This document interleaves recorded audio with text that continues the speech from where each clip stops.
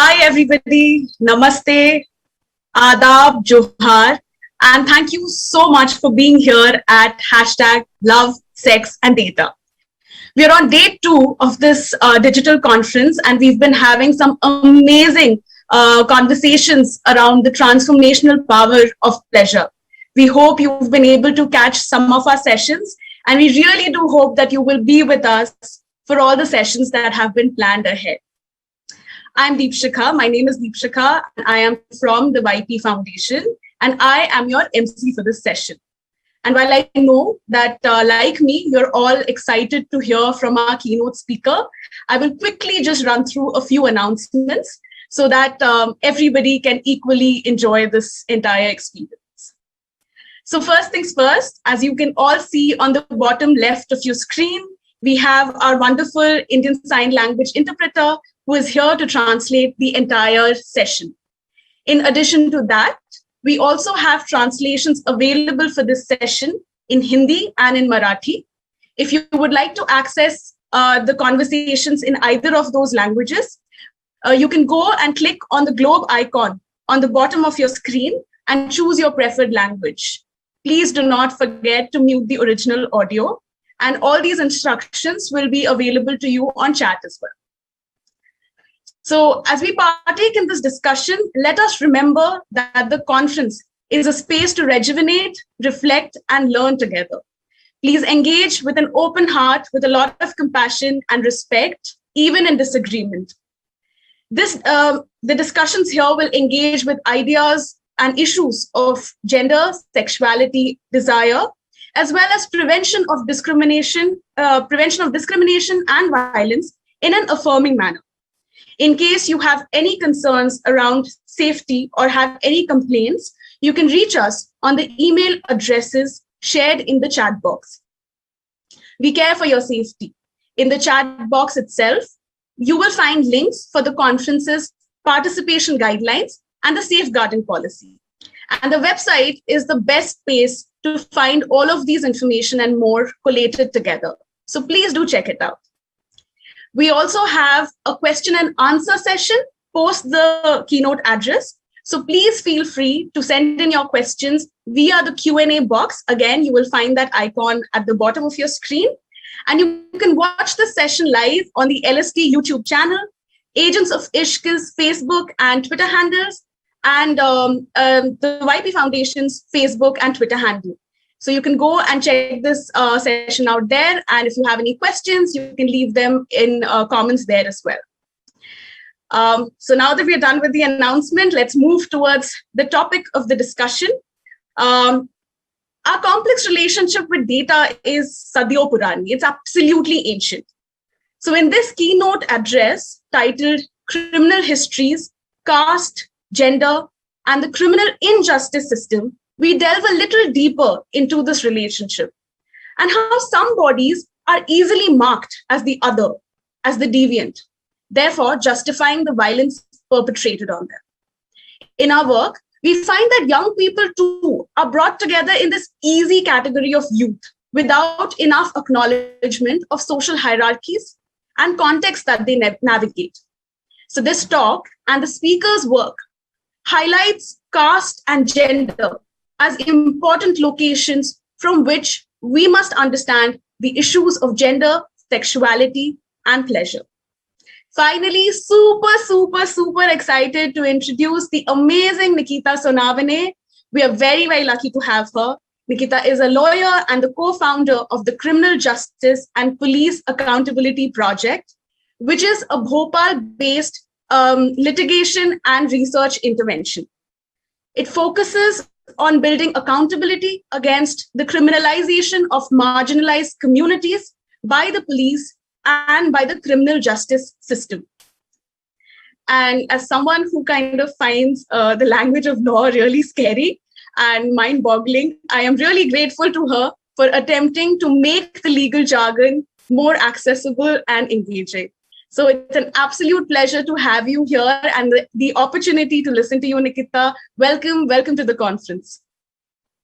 In the session, we also have Manak, and many of you have already got the opportunity to meet with Manak virtually in the previous sessions. Manak is a feminist queer activist and the executive director of the YP Foundation, who are also the co-organizers of this conference. Manak has worked on issues of gender justice, sexuality rights as a campaigner, youth organizer, documentary filmmaker, and leads direct on-ground intervention as well. He works to support young people's reflective social change leadership. So without further ado, I am going to hand over the session to Nikita, waiting to eagerly hear from you, Nikita. The stage is all yours. Thank you, Deepshika, for that lovely introduction, and thank you for having me here. Thank you mainly to the agents of Ishq and the YP Foundation for inviting me to have this conversation around criminalization, and particularly the criminalization of Vimukta women. I want to start by talking about how the year 2021 marks 150 years since the Criminal Tribes Act of 1871 came into being. This was a law that branded several communities, primarily nomadic and semi-nomadic communities, as criminals by birth.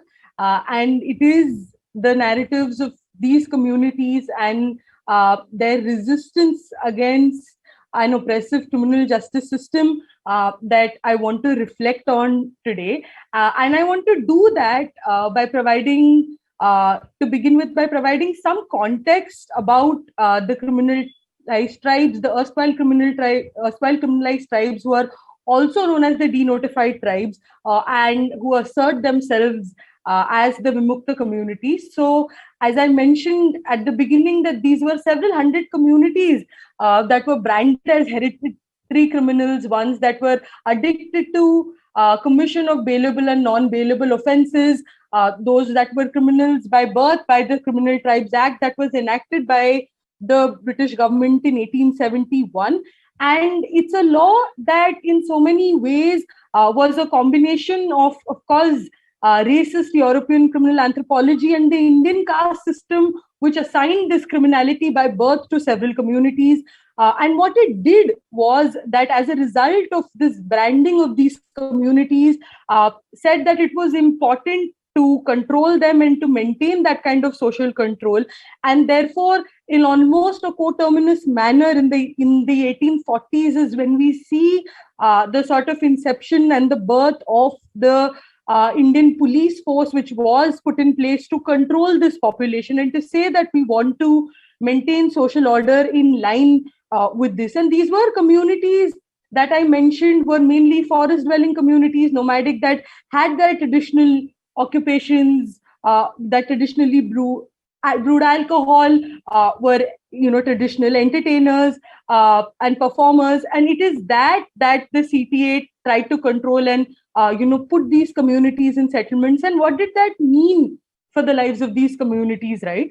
And what did that mean for their relationship with the police that was in so many ways put together in order to control these communities? So it meant that these communities had to register themselves and report themselves to the police. They were required to notify to the police any change in any kind of registration. It meant that their physical data, so their biometric data, whether it was their fingerprints, their handprints, all of this data came to be recorded by the police. It also meant that there were these sort of physical descriptions that were put in place to say that people who looked a certain way, had certain kinds of physical features, were ones that were committing these crimes and were ones that belonged to the criminal tribes. And it is that kind of history that perpetuates the kind of stigma and is kind of the origin story of the violence that the criminal justice system began perpetuating against the Vimukta communities. And it is very important to say that while the CTA was a colonial construct, it is one that derived its rationality from the caste system.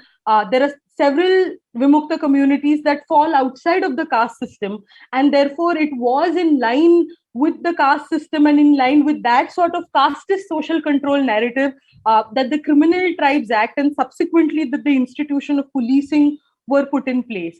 And in 1952, which is half a decade after the Indian independence, is when the Indian independent state decided to repeal the Criminal Tribes Act.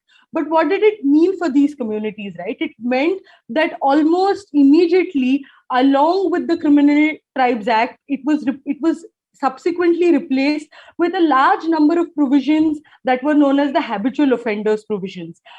These were provisions that were put in place to say, okay, there are certain communities that routinely commit these crimes. So, in common parlance, we see them being called rowdies or history sheeters. And we see them being used in pop culture, particularly these kind of crime shows that in recent times have acquired that kind of following. And so it is these communities that were now branded as habitual offenders. And what does that mean now, in the post-independent, in so many ways, the post-colonial Indian state? It means that the surveillance of these communities still continues. The registers that were maintained by the police station in the CTA era is one that still continues to be maintained, and people are required to routinely report to police stations and keep renewing their details of their family members, details of their friends, etc. Are all of these really lengthy and vast details are recorded by local police stations.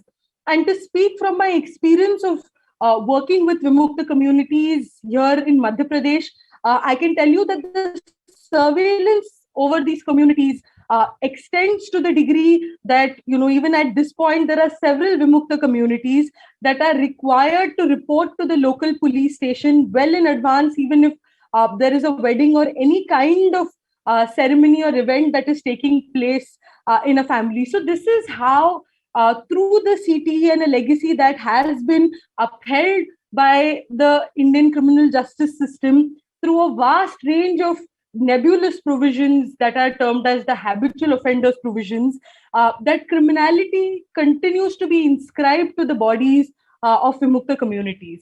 And it is against this background that, I want to locate today's talk and particularly reflect on the situation of Vimukta women, right? And before we do that, I just want to provide a brief and perhaps an oversimplistic view of the idea of Brahminical patriarchy, because that is central to the understanding of the question of gender and particularly the question of women in the Indian context, right? Because it is a structure that is unique to Hinduism and stems from the Hindu religion, and one that focuses on the relationship between caste and gender and defines a set of rules and institution where, women and women's bodies becomes crucial to maintaining the boundaries between castes. So we see that it's a structure that seeks to control the sexuality, particularly of upper caste women, because it is considered to be necessary to maintain caste purity. So we see this sort of binary that is emerging through the institution of Brahminical patriarchy. We see that on the one hand, the dominant caste or the oppressor caste woman is considered to be honorable and whose sexuality is one that needs to be controlled in order to maintain caste purity. But on the other hand, you see this characterization of women who belong to the oppressed caste groups as sexually accessible, right? And I want to reflect on how these ideas of Brahminical patriarchy have steeped into the criminal justice system. And I want to do this and reflect on this through the lens of policing. And why does the lens of policing become important? It's because it is the institution of policing that is in so many ways the entry point into the criminal justice system. The institution of policing is one that creates this conceptualization of who are criminals or which are the bodies that need to be viewed from this lens of criminality and therefore need to be dealt with by the criminal justice system, right? So particularly, we see that there is this archetype of the criminal Indian woman is one that I want to reflect on through the institution of policing. So, we've seen, of course, that there is this conception of, women, particularly non-dominant caste women, and that sort of binary that has been created through Brahminical patriarchy. But we also see that this idea of the criminal Indian woman and how has that emerged, particularly through the colonial state, right? So we see that, the uncivilized Indian woman is one who's considered to be immoral and deceitful, and those kind of figures that require to be disciplined, right? And that is how the colonial state views these bodies. So it's in so many ways derived from these Victorian stereotypes of the civilized woman and the uncivilized woman who needs to be civilized, right? So we also see, therefore, that the category of women in the colonial imagination, especially ones that are considered to be loose and deviant, are influenced by the institution of caste. Whereas I mentioned before, there are certain women who are considered to be, immoral and considered to be deceitful. So we see that it is the vilification of nomadic communities and Vimukta communities as being criminal, and particularly Vimukta women, that is located within this sort of idea of criminalization and the criminal woman that the Victorian colonial government and puts together, right? And so particularly we see the case of the Infanticide Act of 1870, which creates this idea of the criminal Indian woman by saying that the entire culpability of infanticide rests solely on the woman, neglecting the social context and the role of the state, and of course the male partners and the caste system, right? And it says, the key strategy of criminalizing infanticide is therefore in so many ways becomes this recasting of the Indian female sexuality as being depraved, as those who have perverted maternal instincts and therefore no moral codes. So, the colonial Indian state propagates this idea of the criminal woman as being easily available, as those who have fallen from grace. And I want to delve into how this narrative of the loose Indian, easily available woman is a trope that is relied on repeatedly to not just criminalize women belonging to Bahujan communities and particularly Vimukta communities, but also one that is used to invisibilize the harm that is caused to them. So it is against this background of the casteist criminality that I want to focus on the everyday criminality that is encoded in the bodies of Vimukta women by the Indian criminal justice system, and one that is perpetuated by the institution of policing. Can we move to the slide that talks about why police data is important? Hi, is there a slide here? Okay, I'll just continue. So I want to talk about, why it is important to look at police data and why it is important to see what it is that is happening in the institution of policing, right? And in this regard, we looked at FIRs that were filed in the state of Madhya Pradesh across 3 districts under the Excise Act. The Excise Act is, of course, one that was put into being, way back, of course, by the British government, and one that was used to control the sale of alcohol by the state and used to therefore criminalize those communities and the livelihoods of those communities. Sorry, I can't see the PPT. Yeah, and used to criminalize the livelihoods of those communities. Just okay, I will need a second. I am on speaker view. I'm just going to continue. Is used to criminalize the lives of those communities that are considered to be, who were traditionally selling alcohol. So this is, and it's important also to look at FIRs because, it is an FIR, a first information report that sets criminal law into motion and tells us what kind of narratives are being relied on to usher an individual into the criminal justice system, right? Therefore, in order to understand the reach of the criminal justice system is why we looked at these FIRs. So if we look at the Excise Act, we looked at about 540 FIRs that were registered under the Excise Act of 1915 in Madhya Pradesh across 3 districts. We looked at the time period of between the years 2018 to 2020. And what we also did is that we looked at the arrest data from these 6 districts where these FIRs were registered. So to talk a little bit about what does the Excise Act do and what is in so many ways the legal framework of the Excise Act, it's one that is, of course, continuing to create the state's monopoly over the sale of alcohol, but one also where offenses are punishable by less than 7 years, which in legal terms is an offense for which arrest is not considered to be mandatory, right? So when we looked at these about 540 FIRs from Madhya Pradesh, we found that communities that were primarily being criminalized were those who belong to the scheduled caste, scheduled tribes, other backward classes, and of course the Vimukta communities. And they were being criminalized primarily for brewing mahua, which is a traditional liquor that is brewed by Adivasi and Vimukta communities across the country. And we saw that the quantity of the mahua was also as ridiculously low as max 1 liter to 10 liters, right? So in popular imagination, we see that policing is this sort of idea is that, you need the police to crack down on the liquor mafias. But what we essentially see here is that it's actually alcohol that is brewed by marginalized communities and really small quantities of alcohol that is being criminalized, right?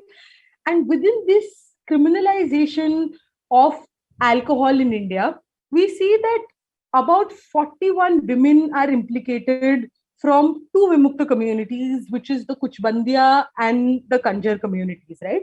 Of these 41 women that are criminalized, about 39 belong to the Kuchbandia and Kanjar communities and some from the Gond communities. And there are only 2 that belong to non-Adivasi communities and only 1 woman who belongs to an oppressor caste community, right? And so this data tells you that there is this clear targeting of certain communities by the police under the Excise Act.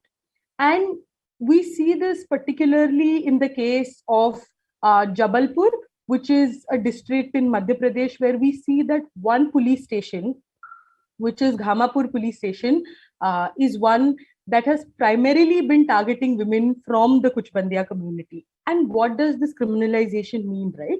It means that there are women, individual women who have been arrested for between 23 to 28 times between the year 2018 to 2020 and are now labeled as habitual offenders. And of course, as I mentioned earlier, the habitual offender status means that, one is subjected to constant surveillance, one is required to report themselves to the police, and it also means that one's access to bail is impeded and one's access to being securing one's liberty is impeded. And more fundamentally, what it does is that it opens one up to the likelihood of being implicated in future cases. And therefore, it is this entry point of Vimukta women in the criminal justice system and the ramifications of that. To do that, what we also did is to look at the bail orders that were passed by the Madhya Pradesh High Court under the Excise Act, right? And so we, to just for our audience and particularly those that don't have a background in law, being arrested means that you will be sent to judicial custody, or what in common parlance is known as jail, and therefore one is required to go to bail or go to court to secure bail. And in these cases, in the case of Excise Act in Madhya Pradesh, as a matter of convention, one is required to go to the High Court. And a survey of bail orders by the High Court of Madhya Pradesh, again between the year 2018 to 2020, said that there were about several Kuchbandia women who were implicated in these cases. And it also tells us that actually bail was denied in several cases by saying that these women were habitual offenders. In one case, the state merely claimed that 50 cases were filed against a woman from the community, and the judge on record fails to examine these cases before terming the woman as a habitual offender and refusing her bail. And even in some other cases, it says that, okay, harsher bail conditions need to be imposed on this woman because she belongs to a an erstwhile criminalized tribe and is a habitual offender. And this is after this person has spent 193 days in custody. So we see that this narrative of criminality that is derived from the CTA is one that continues to be peddled and continues to be circulated through the criminal justice system and is entrenched by the present day criminal justice system, right? And we see this very clearly, particularly, when in one case a police personnel remarked to us that it's actually the women that are kingpins and they are the ones who are carrying out this entire business, right? And what does this do to these women when they're approaching the criminal justice system for when harm is caused to them? In 2017, in the district of Bhopal, a 30-year-old woman from the Vimukta Pardhi community died by suicide as a result of police harassment when her family approached the Madhya Pradesh High Court after the police refused to register an FIR. The Madhya Pradesh High Court, during its hearing, decided to delve into the criminal antecedents of the woman who had died by suicide and who was the victim in this case, because the state argued that she was a habitual offender. So similarly, we have cases where women from Pardhi community were abducted and sexually assaulted, but the court charged,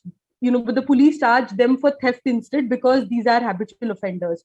So we see that this criminalization is used to obfuscate the harm against Vimukta women. And there is a particular history to this, right, within the criminal justice system, particularly in the case of harm that is perpetuated by the police. And if we go back to this, the origin story of this in so many ways is through the case of Mathura, which is the first time that custodial violence or custodial rape by the police was recognized in this country.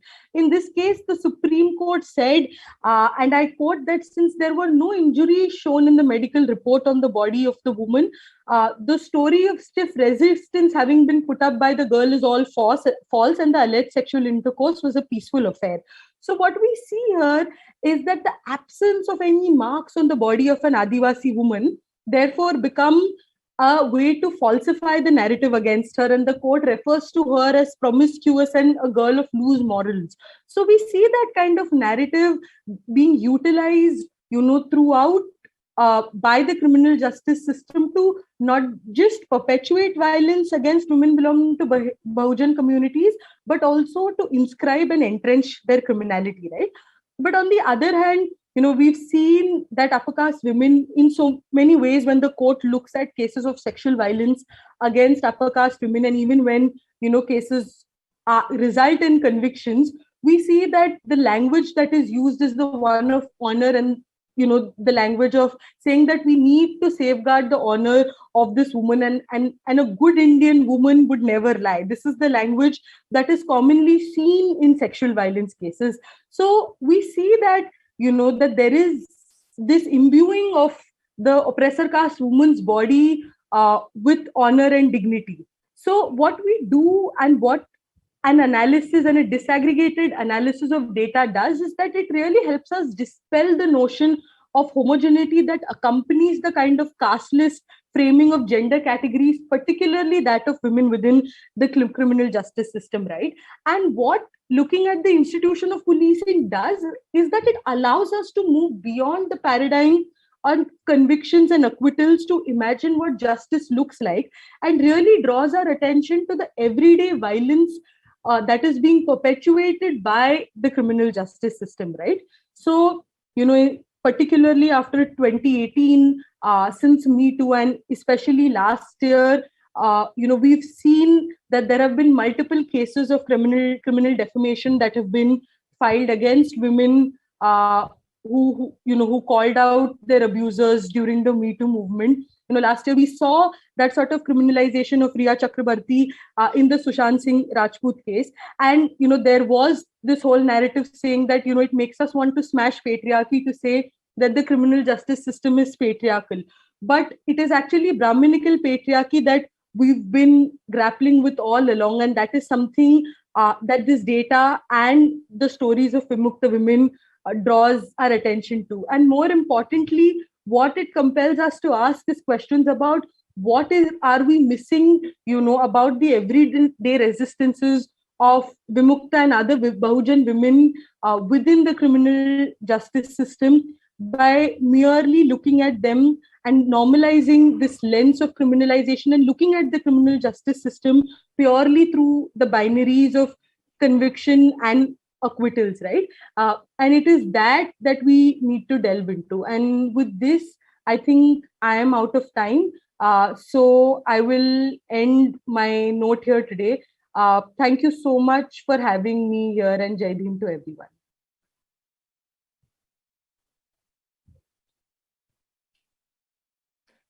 Thanks so much, Nikita, for sharing that talk with us. I think there was a little bit of a tech glitch in the middle, and I think we can go back to your. So two things I've been told to just request. One is that I think you'll have to move back a little bit. We can't see you properly. Yeah, this is fine. And I think the slides did come on. So if you want to go back to your slides at any point of time in our conversation, we can, of course, organize for that as well. So your call in the conversation. But thank you so much for sharing this. We've had a lot of very interesting conversation around, law, data, research through this conference. And I want to pull some of those threads together and ask and open up some more questions. I think one very pertinent thing is this, critical question of research and data, right? Like you were saying, certain communities are continuously framed as criminal in law. And when I look at it from a development intervention lens, donor, funding systems frame certain communities as the most marginalized, the most vulnerable, the most something or the other, and therefore targeted, quote unquote, for interventions. And I'm wondering, in the framework of our conference, how do we find a narrative of agency and a choice and assertion and resistance to articulate or to create data and show the reality of these communities? How do we make that switch? How do we include them in doing that as well? I mean, that is something that I would like to start with for you as a researcher to respond to. Yeah, I think it's important for us to really be able to reflect on this binary of the researcher and the research subject that we've created, right? And I think what this kind of work allows us to do is to really be able to center the narratives of these communities, because these are communities that have been resisting even before the researchers and the NGOs and the donor organizations came along. And they've been pushing back and they've been resisting against the system. So I think it's important to see how we can center those narratives, and not just center their narratives as subjects of a criminal justice system or subjects that were criminalized by a system, but also narratives of personhood, and to see that these are individuals who we have some really wonderful people from Vimukta communities here who resist through their writing, who resist through their art, and also who in their everyday lives are resisting the system. And I mean, they're not necessarily resisting in the way that an upper caste, there is an upper caste imagination of what resistance looks like, but their lives are intertwined with the idea of resistance. And I think it is that needs to be centered, and there is, I think, is what I think needs to come forward and needs to be a part of our research process. Thank you. And I think I would also like to highlight for everybody else, tomorrow we have a panel on exactly this, on communities who are left out of, being given the opportunity or being allowed in this data creation hierarchy of creating their own data, how they take over, create their own data. We have a panel on this tomorrow. And I think what you're saying speaks a lot to those questions. The other very interesting point that you made in there was about the culpability of women. One hopes that with the change, with independence, a constitution and a law that is our own will provide liberation, will provide some recourse. But instead, even the laws that replace the colonial laws make women more and more culpable. I also thought of parallels in, say, the laws around sex work, when you were talking about the laws around infanticide, the laws around abortion being as such. And if you can examine this a little bit further, like how does this whole culpability of women, how is that gendered, perspective coming in through the law and affecting the lives of women, particularly in these communities? So, of course, I mean, like I was saying earlier, whether it's the laws around sex work, whether it's, the laws that are there to address questions of sexual violence, we see that, when women from these communities are reaching out to this system to seek redress of any kind, we see that like this whole narrative of, them being criminals and therefore never being ones who can be at the receiving end of any kind of violence comes into play, right? So the instances that I was referring to during the course of my talk, particularly the case of Indramal Bai, the deceased Pardhi woman from Bhopal, you see this happening very interestingly, where a woman has died as a result of police violence, but the entire system, including the judiciary, is interested in delving into her criminal antecedents. And that kind of juxtaposition tells you that if you are considered to be a criminal, it just means that if any kind of harm that is caused to you is invisibilized or in so many ways diminished, right? So therefore, it's almost like if you have to approach the system, you have to approach the system with these kind of clean hands, and you have to be a pure woman, a respectable woman, in order to be able to expect the system to deal with you or to apply its mind to the question of justice or addressing the harm against you. And I just want to, Manak, if we can look at I think it's slide 3 of my PPT, which shows the data. Because I think we can go to the slide. Yeah, where the one that talks about policing. I'm sorry. Can we bring the slide 3 from the PPT back again, and then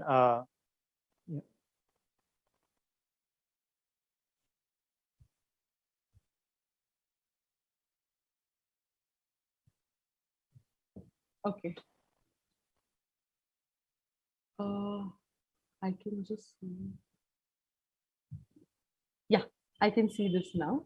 Yeah, so it tells you here, right? It tells you that there is an offense of alcohol prohibition, which is of course something that is applicable across the country, but it tells you there are women from only a certain community that are being criminalized here, right? And like, the numbers are staggering, right? Because there is only one woman from an oppressor caste community who features here. And it's not just about that one woman, it's also about what will be the experience of, those 39 women vis-a-vis that one woman with the criminal justice system, right? We say the process is the punishment, but is the process going to be the punishment in the same way for both these sets of women is something that I think I want us to reflect on. Thank you. Thank you so much for drawing that out. And I think just the other thing, as you're talking about this slide, that I was thinking about is that we heard a talk yesterday also of this whole concept of sex ed nationalism, right? Where the whole idea of a country like Amsterdam saying when we are doing sexuality education with our children, they will understand that porn is not reality. But when immigrant children see it, they don't understand this. And I think it's the same kind of attitude that we have around communities of women, when we are talking about sexuality, even when we are talking about things like sexuality education, sexual and reproductive health and rights, that constructs, and you had an interesting point in there also about how the court talks about the sexuality of Vimukta women very differently. So could you speak to that a little bit as well, saying what is that intersection between the assumption of a certain kind of sexuality in one community as against a certain kind of honorability of another community, which requires maybe not that much pedantic teaching? Yeah. So I just want to respond to that with two judgments that have come out of the Supreme Court of India, right? One is Uday versus State of Karnataka in the year 2003, where a woman from an OBC community approaches the court saying that she was raped as by offering a promise of marriage by a man who belonged to the Brahmin community, and the court in this case, while acquitting the accused person, says that an intercaste marriage is not permissible in Indian society. And just the fact that this woman has engaged in sex outside of her caste means that she's a promiscuous woman, and therefore this can't be a case of sexual violence, and the accused person is acquitted. And you see several other cases where there is where these are cases of rape where there is conviction that is meted out, and the reasoning you see is to say, okay, proper Indian woman, an honorable Indian woman with dignity would never falsely accuse a man of having raped her, right? So you see that that there is a vast contrast within the way that this discourse is framed by the court and the kind of language that is used to make sense of harm, right? So I mean, when you see that conviction is made in in this case, the case that I'm referring to is Boginbhai Bharwada from Gujarat, which was heard by the Supreme Court. You see that okay, there is conviction that is there, and our analysis is also to say that, well, the court is relying on the notion of honor, which is patriarchal, but what we're not seeing is that that notion is not going to be applied across the board, right? There are several women who are going to fall through that cracks, and it also tells you what the experiences of those women are within the system, and how is it that we are even framing the discourse, right? We've seen this, and this is something that women, particularly activists from Bahujan communities, have repeatedly highlighted, that the kind of response also to any kind of violence against an upper caste woman is drastically different from the response to violence against a Dalit woman, right? We saw that particularly in the aftermath of the 2012 Yang rape in Delhi, and the way that the system responded after the Hathras case that happened last year. So I think it is that kind of contrast and the way that the bodies of certain women are dealt with and are dealt with by the system is one, I think, that needs to be analyzed. Thank you. So we have about 10 minutes, and there's a bunch of questions that are now there in the question box. So I'm going to switch to those. The first question we had is around the bringing in of technological mechanisms in the documentation of cases by police. CPAP has also done some work on this. And so has that helped marginalized communities in fighting back? That's one question. Has the documentation helped? Yeah, in fighting back. The question is about whether this technological mechanism for documentation helps in fighting back. So I'm going to respond to that question in two ways. The documentation is one that definitely helps, because what it does is that it uses the data by the state to critique the state and to see how there is that sort of targeting and disproportionate targeting of certain communities that's carried out. The question of digitization of this kind of data is one that we should be extremely wary of, because now there are steps that are being taken in this country to create digital databases of police data in order to make the system more efficient.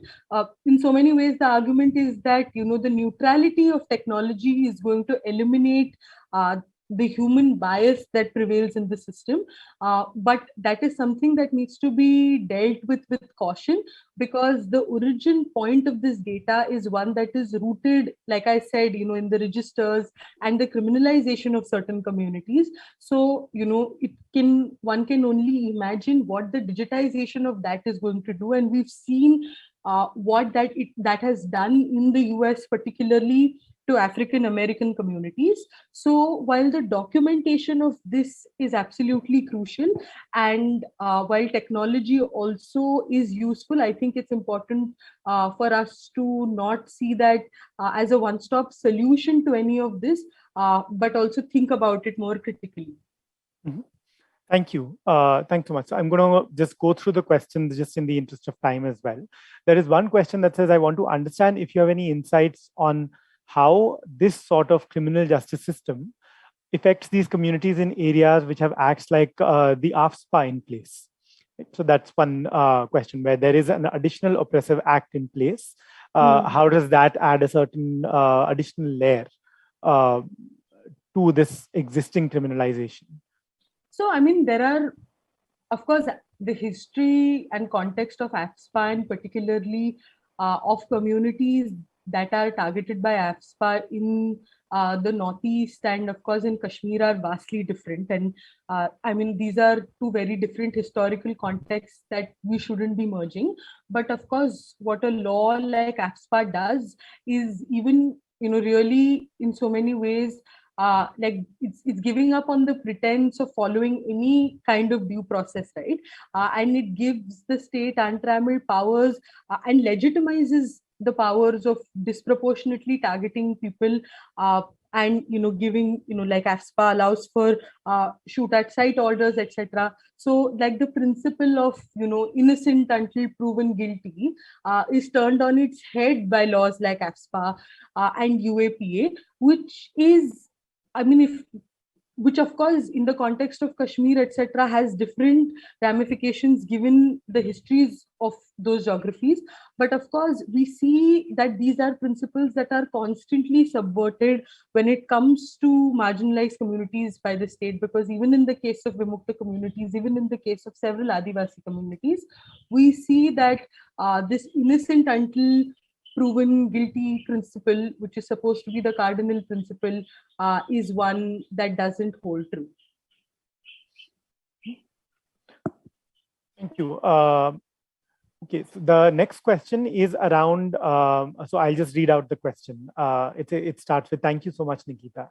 And then says, I always wonder, how do Dalit rights activists see intra-caste patriarchy becoming a script of historical denial narrative that gives little space for exploring and critiquing patriarchy within the Dalit movement itself? Intra-caste patriarchy being a script of historical denial narrative that is, I don't think the Dalit movement or the Bahujan movement at large is in denial about patriarchy. In fact, it is from these movements that the connection or the intersection of caste and patriarchy is one that has been made. If what the question suggests is that there is an exclusive kind of patriarchy that is applicable to Dalit Bahujan people, then that's not something that is true. But there is, of course, a constant reflection and resistance by women, particularly Bahujan women, against patriarchy of all kinds, including patriarchy that is perpetrated on them by Bahujan men, right? So here, again, if I were to speak from my experience in Madhya Pradesh, for Vimukta women, of course, there is that resistance against the state and, the state-led violence. But there is also resistance against an oppressive system, within the family, within the community, that is a denial of their rights, and one that is makes their existence difficult, right? So we see this very, very clearly, that the resistance is not mutually exclusive, and of course one that is also part of this larger resistance. Mm-hmm. And so before I bring in more of my thoughts and connections with the conference across, I'll just maybe read out the two questions that we have, maybe because they're a little bit connected. So one is that somebody is saying that as an upper caste woman researcher, how can I reflect on my own positionality with respect to participants from oppressed communities and ensure their voice is central to the work? And we have often also wondered around this, right? Like our response to that as an organization has been that it must be, if we go and work as an organization that does not have its roots in, say, Dalit rights movements or Dalit communities, then when we go to work with these communities, it must be a collaboration of the kind where we are continuously sort of giving up more space, right? But as a researcher, how would you respond to something like this? Collaboration is one, and the other is that I think for upper caste researchers, it would be a great start by grappling with their own caste identities, right? Because I think what this kind of research work has done is that it's really bolstered this kind of discourse where caste has become synonymous with oppressed caste and almost like everybody else is casteless, right?